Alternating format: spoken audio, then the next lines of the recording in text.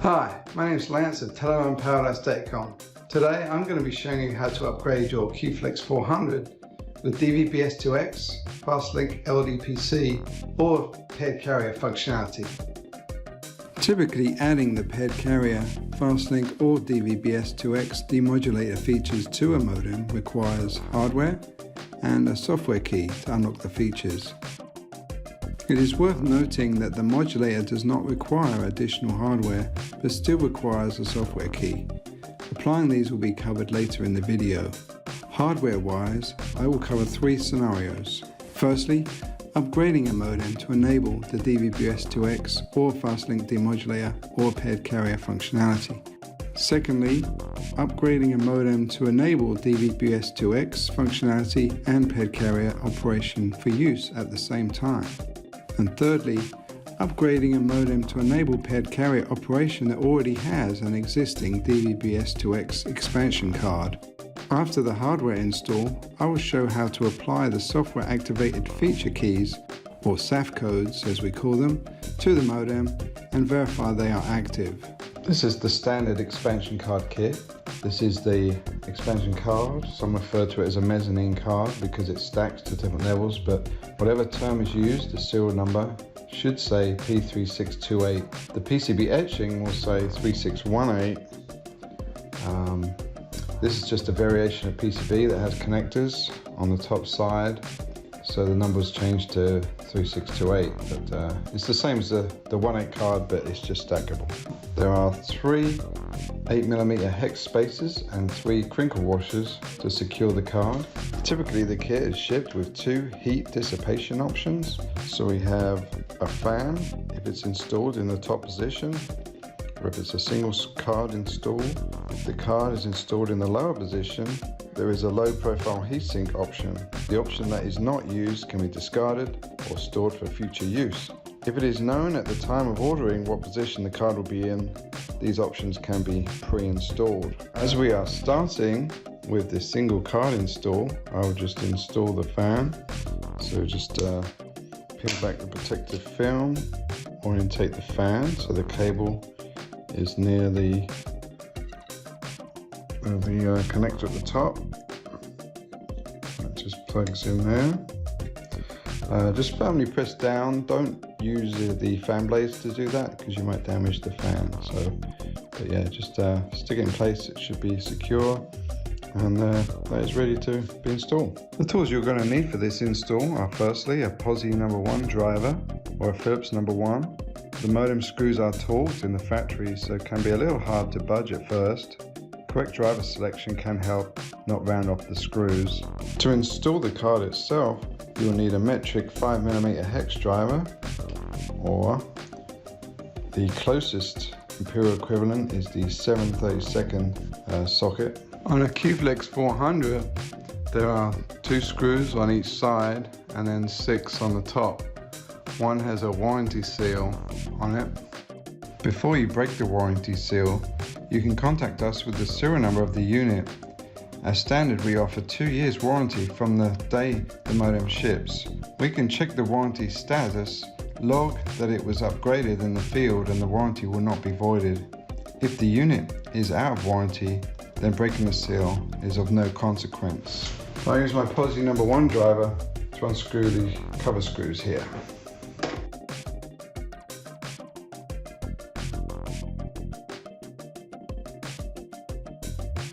Just before the card install, I thought it would be worth mentioning that it's a good idea to have an anti-static workstation with a wrist strap, if possible. It may be possible to install the card without actually touching the PCB too much, by touching the edges, but being grounded will prevent any potential semiconductor damage from static discharge from your fingers. So here are the expansion card connectors that the card will connect with. Remove the pan head screws here, but leave the washers behind, as we'll use those in one moment.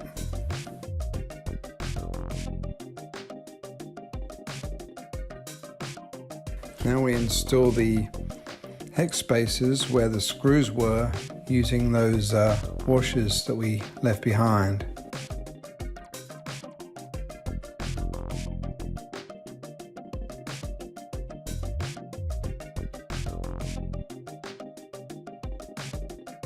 Place card into place and push firmly on the sockets.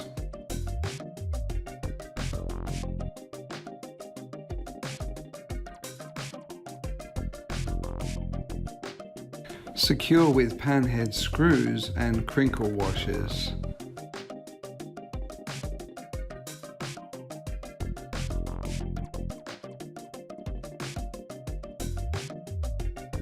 Put lid in place, but do not add the screws just yet. Before securing the lid, it is worth checking the software recognizes the new card. Power up the modem and go to the hardware screen. Just wait for it to boot. So you just press main 3 unit and 2 for manufacturing, and then press the down arrow, and then you can see the DVBS2X card is recognized here. Even though it shows up as a DVBS2X card, the expansion card can also be used for paired carrier and Fastlink LDPC. Fastlink and paired carrier can work at the same time on a single card, and paired carrier can also work with turbo product code and other legacy FECs, but if you want to use DVBS2X and paired carrier at the same time, this requires 2 expansion cards. Now the card is installed, you can power down the unit and secure the lid with those screws.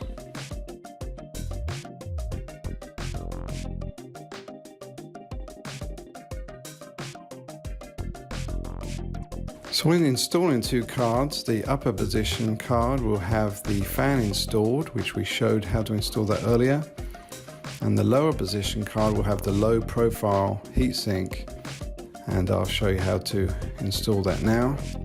Take the thermal pad, peel off that first layer of protective plastic, try and put it on as squarely as possible. There we are, try and push it onto the heatsink. Now these heatsinks come with a slight curvature one way, so that sort of matches the elongated nature of the silicon on the IC, so the orientation matters. Now I like to use a knife when trying to get some of the plastic off. It can be a little tricky.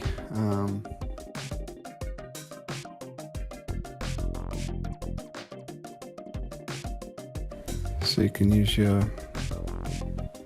fingernail just to try and get that plastic loose from the thermal pad. Oh, if the thermal pad comes up, just go and stick back down there like that. Now, once you've got a corner, you should be able to easily peel it away. Okay, so I need to orientate this to go with the curve. There we are. I'll put that in place in the middle. There we are. And just firmly press down, and that is now installed. Here are the connectors it will install into, and here are the screws that we need to remove. So I'll remove those now, and we just leave those washers behind. Just take the screws.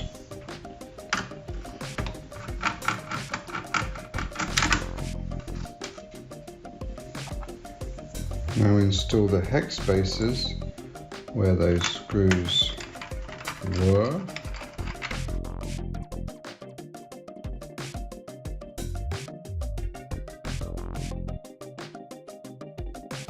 So now we install the lower position card in place, push down on the connectors. So for the upper position card, we now need to install more hex spacers with the crinkle washers.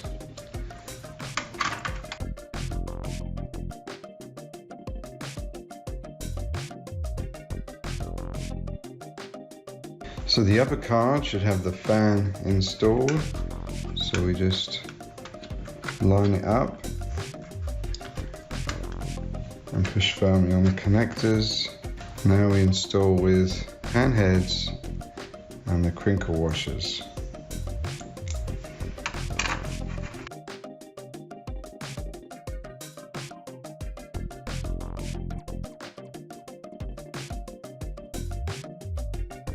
We'll put the lid in place, but we won't add the screws just yet. If you have an existing expansion card installed in your QFlex 400 and want to add an additional one for paired carrier functionality, then the process is similar to the double card install, except you have to remove your original card and just install one underneath. So fit the heatsink as we did in the previous step. So first you just take the pan heads out, take the washers,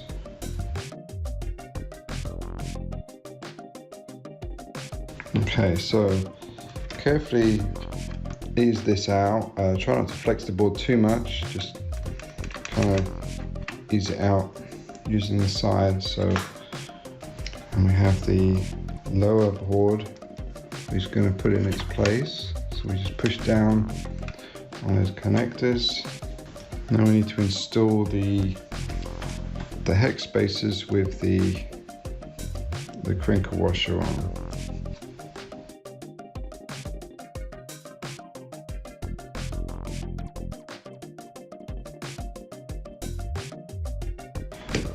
I'll take the original card and place that on top of the connectors.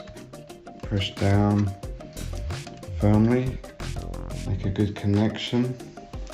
And now we're just going to replace the pan heads back with the crinkle washer.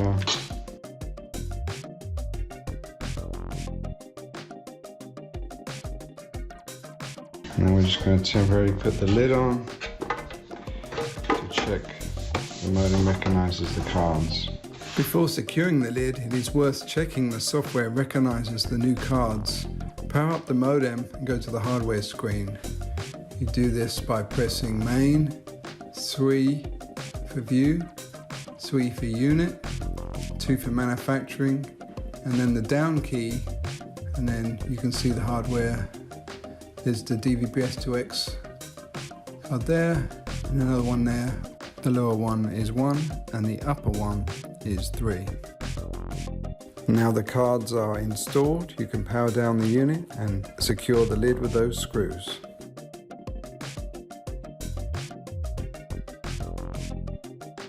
As stated previously, the double card install allows you to use the DVBS2X demodulator and paired carrier function at the same time, with the lower card performing the paired carrier function and the upper card performing the DVBS2X function.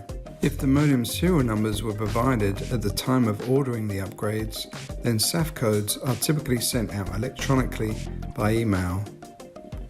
If modem serial numbers were not provided at the time of ordering, please contact us with the order number and serial numbers of the modems that you wish to upgrade. Keys can then be generated for the specific modems being upgraded. The keys themselves are long numbers, 33 or 34 characters. Some keys have 2 numbers separated by a comma. There are 2 methods to enter SAF codes into a QFlex 400. The web user interface, which is just cut and paste, and the front panel via the keypad. So we'll just log into the modem. The default IP address is 10.0.70.1 and the default username is admin with lowercase paradise as the password. Just log in here, so we view, see the SAF features that are already there. We see it's at 25 megabits there, and the DVBS2X stuff is off, and the paired carrier stuff is off. Okay. So now we go to edit, unit, SAF. We're just going to cut and paste the SAF over with the comma. It'll work with the comma. And just enter, and we say yes. And this is where you need to be a little patient. It takes some time. I'm going to speed this up, but this is the message you should see. Now we can verify those. So we go to View, SAF, and you can see they're all enabled now, all on. And I've even added 100 meg data rate there, and even Fastlink. So we can go and use those options. Let's go to here, and we can select DVBS2X, and we can select paired carrier if we want to there. For whatever reason, maybe the modem is in the field or the web user interface is just not accessible where you are. There are times when the front panel method needs to be used, so print out that code and have it on hand. Check the View SAF page to see what features are enabled. You can check the DVBS2 features here, so 25 megs, all the DVBS2X stuff is off, PCMA is off. So let's go to main, edit all, and try and use these features. You can see they're all hashed out. So let's change that. Let's go to edit, unit, and SAF, enter new SAF. And this is where we have to enter the big long code. I'll speed up that process.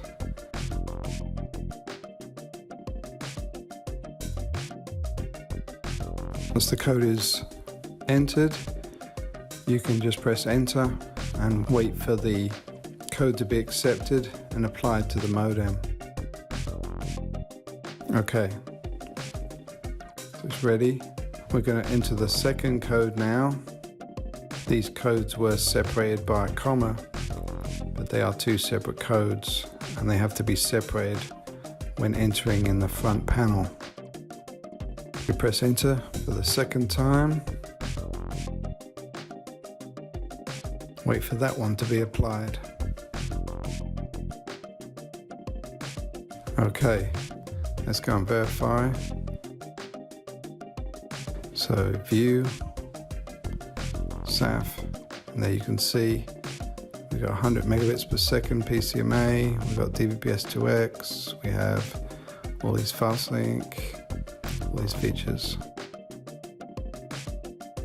We can go and use them now, so let's go and edit all and step through, and you can see they are now available for use.